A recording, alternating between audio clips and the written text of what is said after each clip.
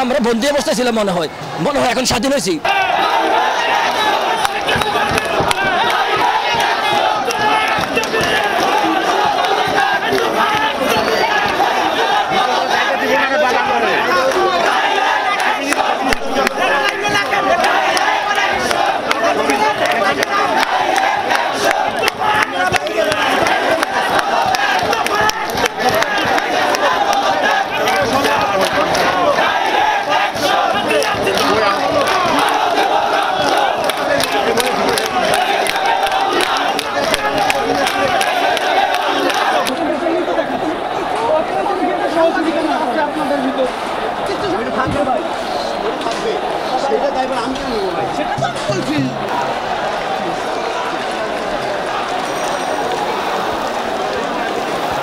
আমরা বন্দি অবস্থায় ছিলাম মনে হয় এখন স্বাধীন হয়েছি। খাঁচা থেকে মনে হয় মুক্ত হতে হচ্ছে। আমাদের কোনো কথা বলার অধিকারই ছিল না।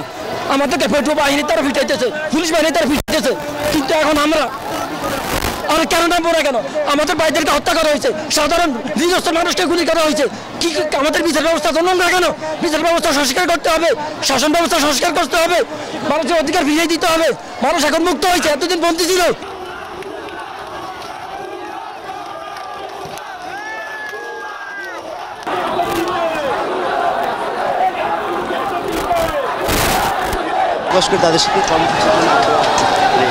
আমরা মনে করি ছাত্র সমাজের এক দফা দাবি, আগে 9 দফা দাবি ছিল, এখন এক দফা দাবির প্রতি সারা বাংলাদেশের মানুষ জেগে উঠেছে।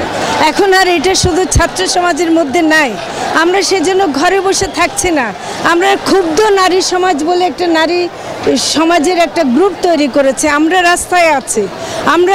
আমরা মনে করি এই সরকারের ক্ষমতায় থাকার আর কোনো অধিকার নাই। তাদের বিচার জনগণ করবে, কারণ গতকাল পর্যন্ত তারা হত্যা করেছে। গতকাল পর্যন্ত কুমিল্লা, চট্টগ্রাম, খুলনায়, সিলেটে মানুষ মারা গেছে। এটা যদি তারা এখনও করে যেতে পারে, ওদিকে প্রধানমন্ত্রী আবার আহ্বান জানাচ্ছেন গণভবনের দরজা খোলা। সামনে ট্যাঙ্ক রেখে ভিতরে দরজা খোলা যায়? এইটা তো হয় না। হাসিনা বলছে যে দরজা খোলা, কিন্তু সিএনজিওয়ালা বলতেছে দরজা খোলা যাবো কোন দিক দিয়ে। কালকে এটা বলছে। একই সাথে ওনার যে মুখোশ খুলে গেছে, উনি কোনো কথা কি সত্যি বলেন? আমরা এতদিন ধরে যা দেখছি, এই যে বাচ্চাদের আন্দোলন, নিরস্ত্র বাচ্চারা তাদের একটা দাবি আদায় করার জন্য গেছে, কি কোটা সংস্কার করতে চেয়েছে। সেখানটায় এই নিরীহ বাচ্চাদের কোনো অস্ত্র নাই, সেই বাচ্চাদের বুকে গুলি করেছে। এইটা তো আবার এখন বলে আমি তো অর্ডার দেইনি। তাহলে কে অর্ডারটা দিল? এগুলো হাস্যকর কথা।